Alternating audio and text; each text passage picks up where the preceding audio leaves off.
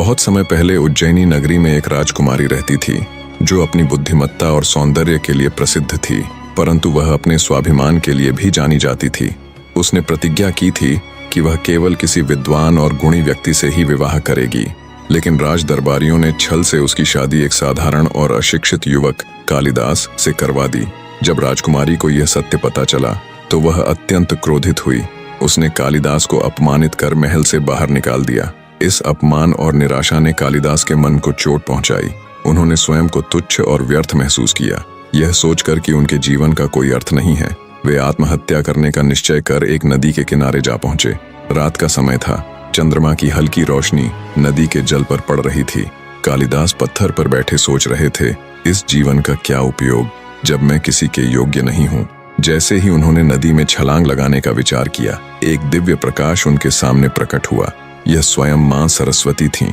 उनकी उपस्थिति ने सारा वातावरण पवित्र कर दिया। मां सरस्वती ने कोमल स्वर में पूछा, वत्स, तुम इतने हताश क्यों हो? कालिदास ने कांपती आवाज में कहा, मां, मैं अज्ञानी और तुच्छ हूँ, मेरा जीवन व्यर्थ है। मां सरस्वती मुस्कुराई और कहा, वत्स, अज्ञानता स्थायी नहीं होती, उसे ज्ञान से मिटाया जा सकता है। जाओ, इस नदी में डुबकी लगाओ, तुम्हारे भीतर छिपा ज्ञान जागृत होगा। कालिदास ने मां सरस्वती के आदेश का पालन किया और नदी में डुबकी लगाई।